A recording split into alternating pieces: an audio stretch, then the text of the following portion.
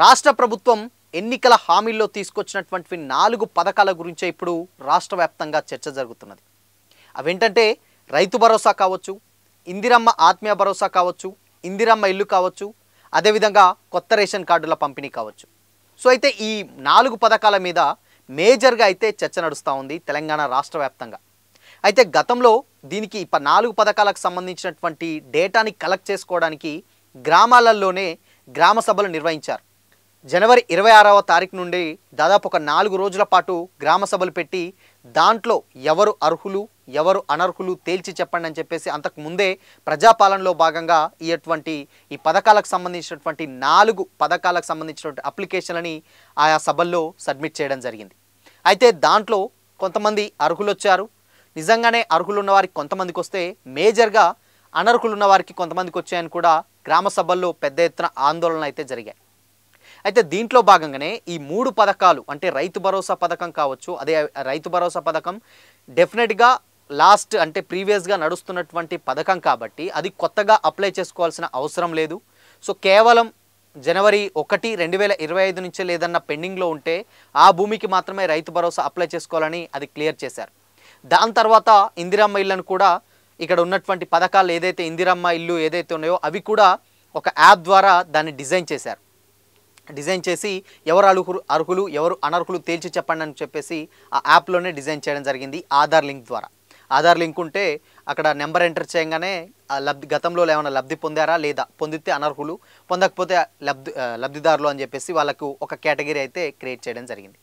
అయితే దీంట్లోనే మేజర్గా మళ్ళీ ఇక్కడ ఇందిరమ్మ ఆత్మీయ భరోసా కూడా అన్నారు. ఇందిరమ్మ ఆత్మీయ భరోసా అంటే రైతు కూలీలకు సహాయంగా దాదాపు ఒక 12,000 రూపాయలని అవి కూడా ఇస్తూ ఉన్నారు. దానికి సంబంధించిన కొన్ని కండిషన్స్ పెట్టారు. అవేంటంటే గత సంవత్సరంలో ఉపాధి హామీ పనులు దాదాపు ఒక 20 రోజుల పాటు ఆ పనులు అయితే చేసి ఉండాలి.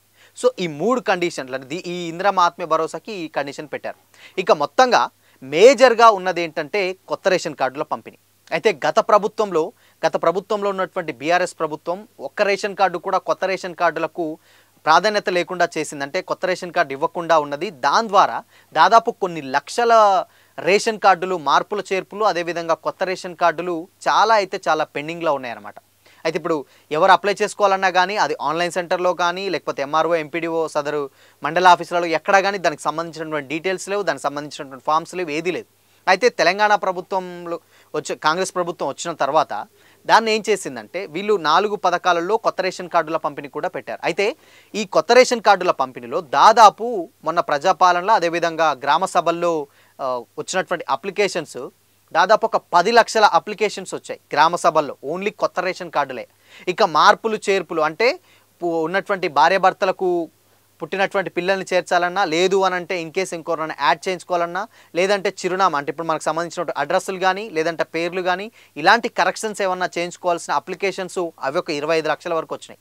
అంటే కొత్త ఒక 10 లక్షలు, ఇవి ఒక 25 లక్షల వరకు వచ్చినాయి దాదాపు. అయితే ఎక్కడా కూడా దీనికి సంబంధించినటువంటి ఎక్కడా కానీ ఒక ఇన్ఫర్మేషన్ లేదు. ఎవరు అప్లై చేస్తారో లేదు, లేదంటే ఎవరి దగ్గర అప్లై చేయాలో లేదు, అండ్ మీ సేవా కేంద్రాలలో వెళ్ళి చేయాలని లేదు, ఏది లేదు. అయితే దానికి సంబంధించే ఇప్పుడు పౌర సరఫరాల శాఖ దాదాపు ఒక ఉత్తర్వులు అయితే జారీ చేయడం జరిగింది. అంటే ఏంటంటే గతంలో ఇప్పుడు మన కొత్త రేషన్ కార్డులకు సంబంధించినటువంటి డీటెయిల్స్ మీ సేవలో అప్లై చేసుకోవచ్చు అని ఒక ఫాము సోషల్ మీడియాలో తెగ వైరల్ అయింది. అది ఎప్పటిది అంటే దాదాపు ఒక 5-6 ఇయర్స్ బ్యాక్ వచ్చినటువంటి ఫామ్ అది. అంటే తెలంగాణ ప్రభుత్వం ఏదో ర్యాండమ్గా ఉన్నప్పుడు అలా సోషల్ మీడియాలో వైరల్గా మారింది. అదే ఫాము ఇప్పుడు ఈసారి ఇదే అప్లై చేసుకోవాలన్నారు, అది ఫేక్.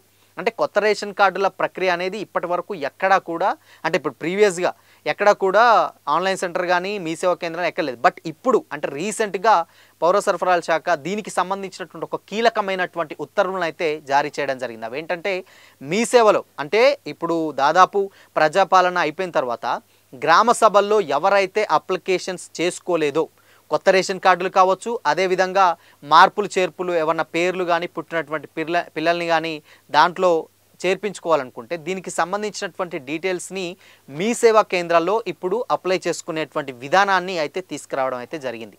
సో మొత్తంగా ఎప్పుడెప్పుడా అని అంటే కొత్త రేషన్ కార్డుల ప్రక్రియ ఎప్పుడు ఒక కన్ఫ్యూజింగ్గానే ఉంది. But the first time Telangana government present ఉన్నటువంటి తెలంగాణ గవర్నమెంట్ దానికి సంబంధించినటువంటి ఆర్డర్లని అయితే జారీ చేయడం జరిగింది. ఎవరైతే కొత్త రేషన్ కార్డు లేకుండా ఉన్నారో వాళ్ళు నిజమైనటువంటి అర్హులు ఎవరైతే ఉన్నారో వాళ్ళు మీ సేవా కేంద్రానికి వెళ్ళి మీ ఆధార్ కార్డు ఒకటి మీ సంబంధించిన డీటెయిల్స్ ఏవైతే ఉన్నాయో అవి తీసుకెళ్ళి అక్కడ మీ సేవా కేంద్రాలలో మీ యొక్క డీటెయిల్స్ని ఫిల్ చేయించుకుంటే మీకు వస్తుందన్నమాట. అయితే దాని తర్వాత అండ్ కొత్తగా మార్పులు చేర్పులు చేర్చుకోవాల్సిన వాళ్ళు కూడా ఉన్నారు. వాళ్ళకి ప్రీవియస్గా ఆధార్లు ఉంటాయి. ఆధార్ మీద ప్రాపర్ చిరునామా ఏదైతే ఉంటుందో ఆ చిరునామాని తీసుకెళ్ళి అంటే ఇప్పుడు ఆ డాక్యుమెంట్స్ తీసుకెళ్ళి కొత్త పేర్లు ఏమైనా యాడ్ చేయాలంటే చేయాలి. లేదు అంటే ఏమన్నా పేర్లు కనుక మార్చుకోవాలి అనుకుంటే అంటే తప్పులు పడ్డా కొంతమందికి ఒక పేరు ఉంటే ఇంకో పేరు పడుతుంది, ఇంటి పేరు తప్పు పడుతుంది. ఇలాంటి కరెక్షన్స్ ఏవైతే ఉన్నాయో ఇవన్నీ కూడా ఇప్పుడు ప్రజెంట్ మీ సేవా కేంద్రాలలో అందుబాటులోకి అయితే రావడం జరిగింది. సో దీని మీద మొత్తంగా ఆల్రెడీ ఉత్తర్వులు అయితే జారీ చేశారు. కొత్తగా ఎవరైతే అప్లై చేసుకోవాలనో అండ్ మార్పులు చేర్పులు చేసుకోవాల్సిన వాళ్ళు ఎవరైనా ఉన్నారో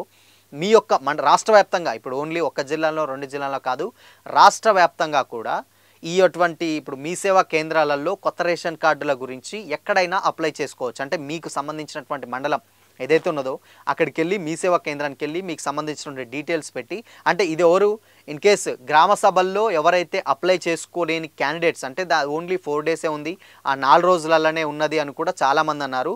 అది 4 రోజుల ప్రక్రియ కాదు, ఇది దాదాపు ఇప్పుడు 4 రోజుల ప్రక్రియ కాదు, ఇది నిరంతరం జరిగేటువంటి ఒక ప్రక్రియ అని చెప్పి కూడా రాష్ట్ర ప్రభుత్వం అయితే తేల్చి చెప్పింది. మొత్తంగా కొత్త రేషన్ కార్డులు కానీ అదేవిధంగా రేషన్ కార్డులో మార్పులు చేర్పుల వివరాలు ఏవైతే ఉన్నాయో అవి ఎవరైనా కానీ మీ యొక్క మండల కేంద్రంలో ఉన్నటువంటి మీ సేవా కేంద్రానికి వెళ్తే అక్కడ వాళ్ళు ఏమేం డాక్యుమెంట్స్ కావాలనో చెప్తారు. అక్కడ మీరు అప్లై చేసుకొని నిజమైనటువంటి అర్హులు ఎవరైతే ఉన్నారో వాళ్ళు డెఫినెట్గా కొత్త రేషన్ కార్డులను పొందవచ్చు. దీంట్లో ఎలాంటి సందేహం లేదని కూడా ప్రభుత్వం అయితే తేల్చి చెప్పింది. మొత్తంగా ఇప్పుడు మనకు ఉన్నటువంటి 10 లక్షల కొత్త రేషన్ కార్డులు 25 లక్షలు ఏదైతే ఉన్నాయో మీ యొక్క డీటెయిల్స్ తీసుకెళ్ళి ప్రాపర్ ఎవిడెన్సెస్ ఏదైతే ఉన్నాయో మీ దగ్గర అవి తీసుకెళ్ళి అవి చూపెడితే మీకు నిజంగానే అటు కొత్త రేషన్ కార్డు అయినా లేకపోతే మార్పులు చేర్పులు అయినా వచ్చి కొత్త ఆహార భద్రత కార్డులు వెరిఫికేషన్ చేసి ఒక డిజిటల్ కార్డు త్వరలో ఇస్తామని కూడా రాష్ట్ర ప్రభుత్వం అయితే చెప్పడం జరిగిందనమాట.